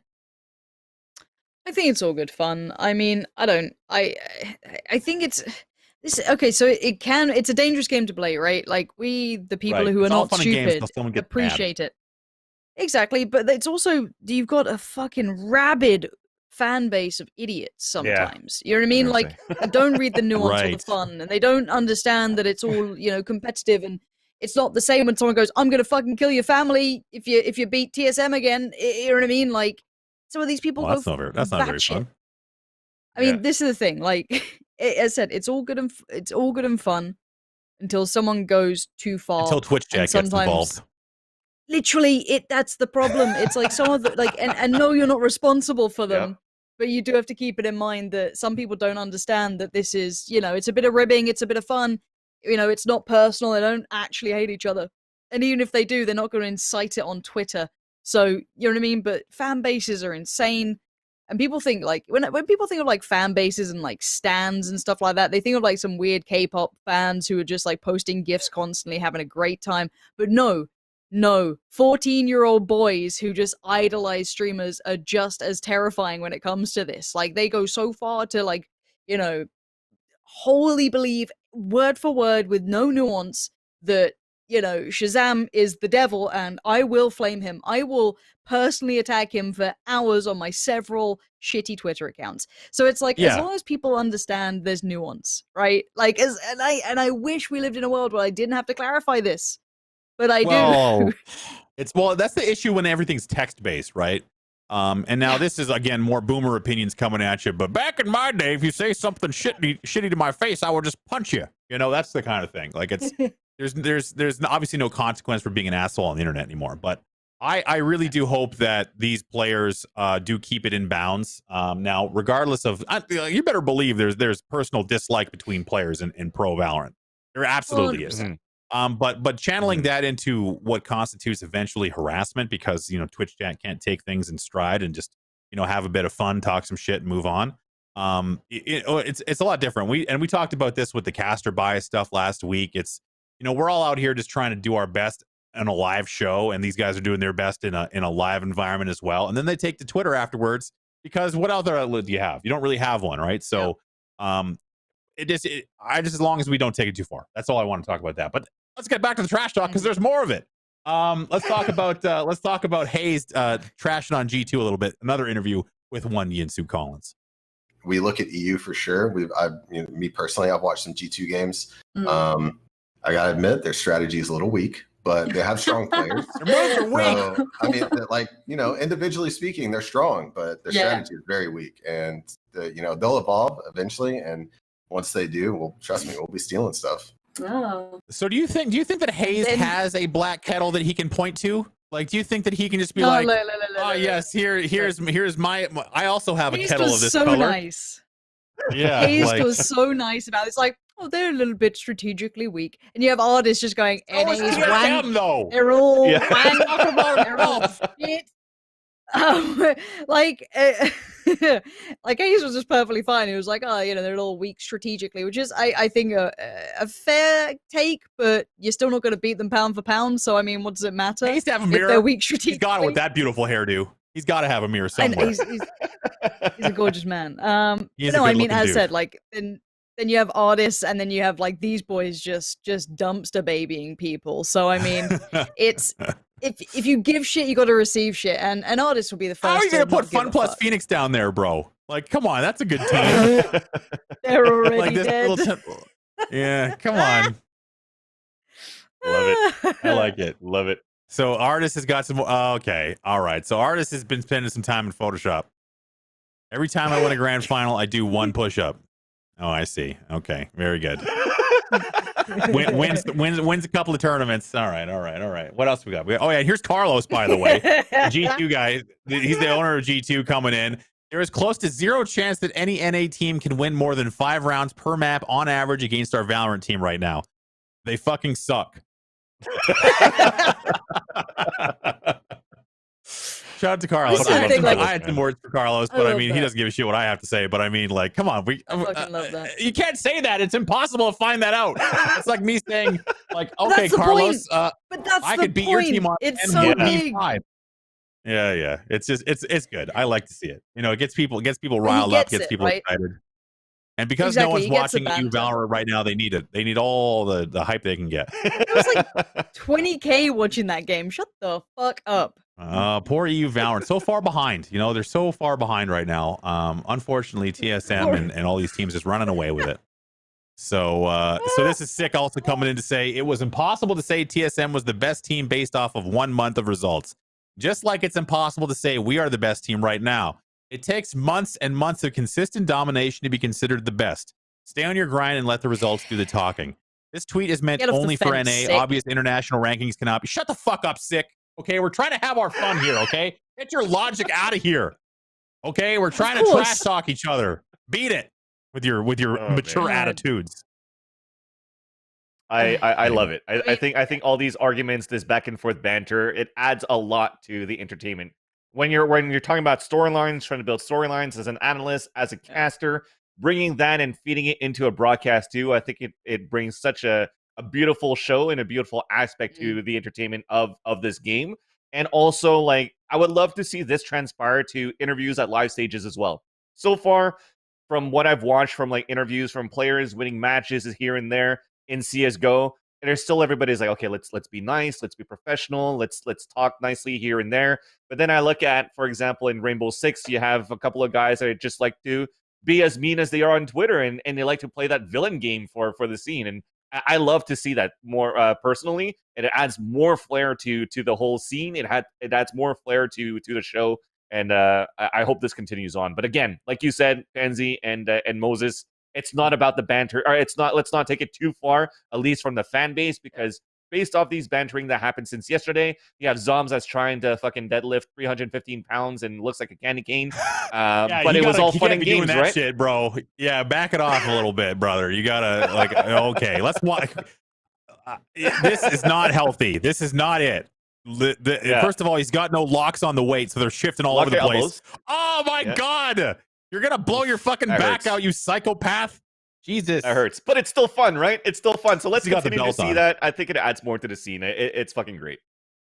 Yeah, no, he got. Oh my god, I gotta go do. Where's Zoms at? We gotta go do some deadlifts together, my friend. I gotta get that form checked out. I'm done. Like manly dudes coming at you, Zoms. Better watch out. Okay, I want to see. Shall I leave? Lauren, Shall I leave you to it?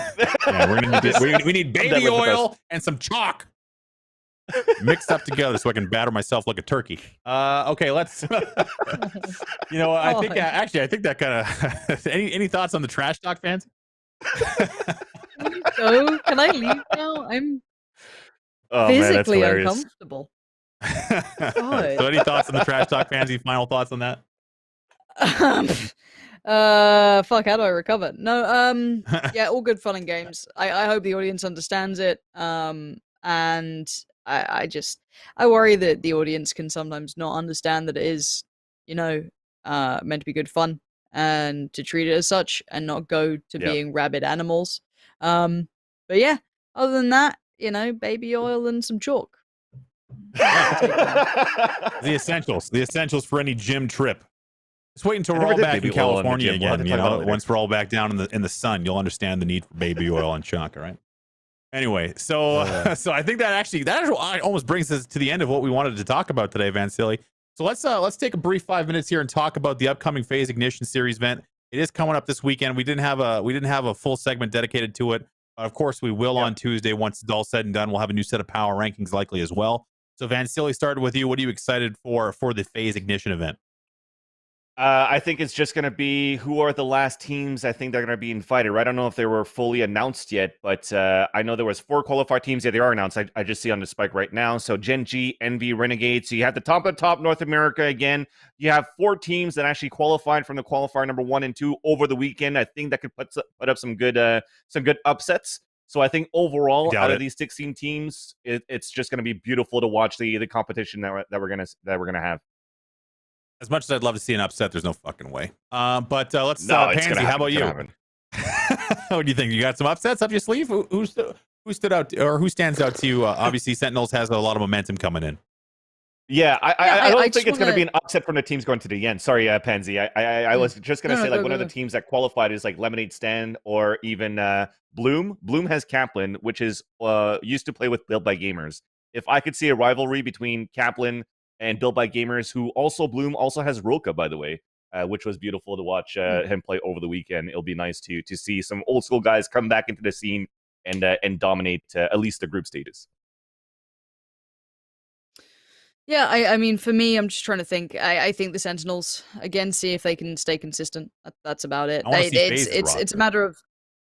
Yeah, it'd be nice to see what they can do with that. I mean, there's a couple of unknown quantities now in North America that we need to see kind of find that consistency or not, whichever way it kind of ends up going. And again, if this just kind of breeds more of a rivalry with your TSM and your Sentinel sort of deal, if everything builds towards that, we see better teams coming up as well, more through the open side of things. That's great. It shows that the scene's incredibly healthy. So yeah, for me, it's just I want to sit there and just catch up. My mind has been focused towards EU for the last week or so, I need to kind of dip back into North America and kind of catch up with how the scene's progressing, how the meta's evolved already, and kind of how that everything else is kind of caught up to each other. Well, hopefully I think, and there's some rumors. We have some rumors for next week as well that we might have Sideshow on the show to talk a little bit about his in-depth strategy stuff. So really excited to talk to Sideshow next week if we are able to lock him in. And I would be really nice to have him on, especially after the Ignition Series event, so we can jump in deep dive and kind of show us what he's been seeing. Big mind from Overwatch, big brain dude, lots of fun insights. So be sure to tune in next week as well. And as a reminder, someone said earlier in the chat, I wish this show had more eyeballs on it. Well, chat, take it into your own hands. I'm out here making Reddit threads. You should get out there and make sure that you're telling your friends. Drag and kicking and screaming over here to twitch.tv/DNPeak every week on Tuesday at 11 a.m. Pacific. You can also follow us on YouTube at Do Not Peak Entertainment. You can find the show on Apple, on Spotify, anywhere podcasts are available. You can find the show. So spread the links around, tell your friends, and get them into the Twitch chat so we can all argue about Valorant together again next week.